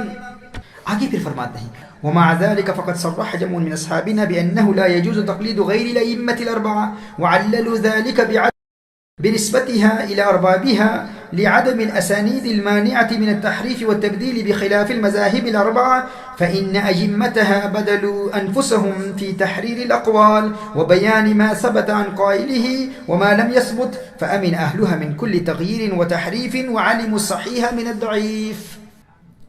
آگے دیکھیں حنبلی فقہ میں یہ ہم نے شافعی فقہ کے تمام حوالے پیش کر دیے. یعنی عند الشوافع 4 مذاہب سے خروج، 4 مذاہب سے انحراف اجماع کی خلاف ورزی ہے. اگر کوئی شخص مذاہب اربعہ کے خلاف قول پر فتویٰ دیتا ہے تو وہ اجماع کا مخالف ہے.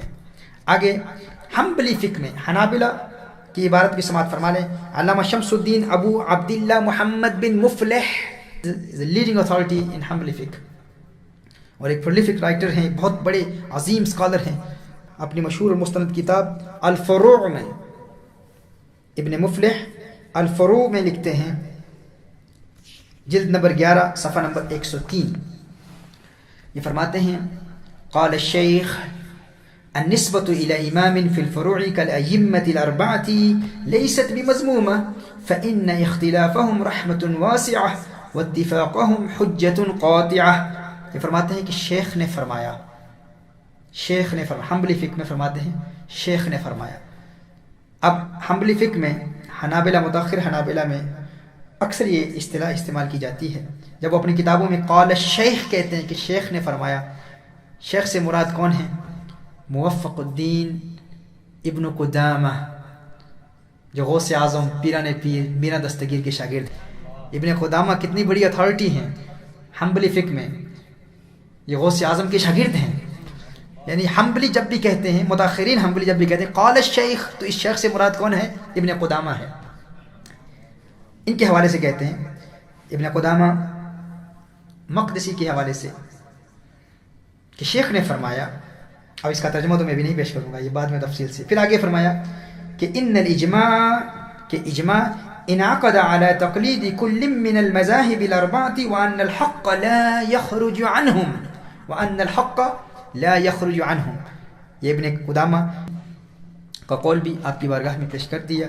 اس سے مزید وضاحت آگے ابن رجب حنبلی کی تو بھی میں نے بات ہی نہیں کی، انہوں نے پوری کتاب اس موضوع پر لکھ دی ہے، تو انشاءاللہ تفصیل سے ہم اس پر کلام کریں گے۔ اللہ جل وعلا ہمیں اہل حق، اہل سنت والجماعت کے نظریات و اعتقادات پر تا دم آخر کاربند رہنے، قائم رہنے کی توفیق عطا فرمائے، اور نبی کریم صلی اللہ علیہ وآلہ وسلم کی تعلیمات جو ہمارے اسلاف، جو ہمارے بزرگوں کے ذریعے ہم تک پہنچی ہیں، انہی کا پرچار کرنے کی اللہ جل وعلا ہمیں توفیق عطا فرمائے۔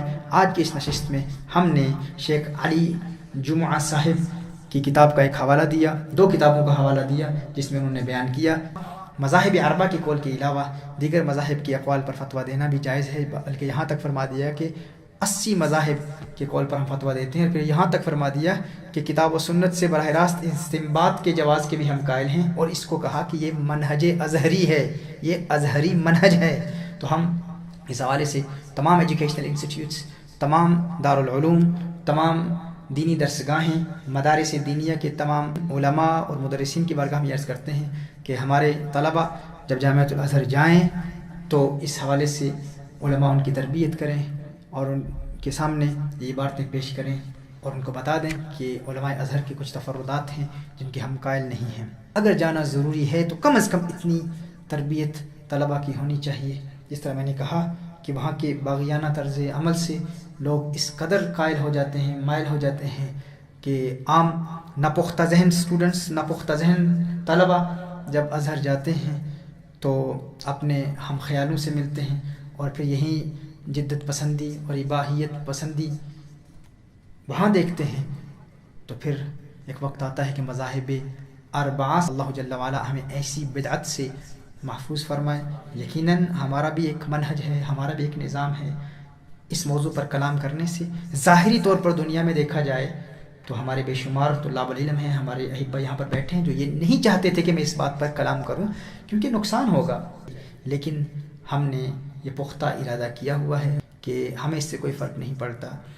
اپنا ذاتی نقصان، اپنے انسٹیٹیوٹ کا نقصان ہم گوارہ کر سکتے ہیں، لیکن ملت کا نقصان، سواد اعظم اہل السنت والجماعت کا نقصان ہمارے لیے ناقابل قبول ہے۔ اللہ جل وعلا ہمیں حق پر ڈٹے رہنے کی توفیق عطا فرمائے۔ جزاکم اللہ خیر و احسن الجزاء۔ اس دوران اگر میرے کلام سے کسی کی حوصلہ شکنی ہوئی ہو، کسی کا دل ٹوٹا ہو، تو ان سے ہم معذرت کی خواستگار ہیں۔ وآخر دعوانا ان الحمد للہ رب العالمین۔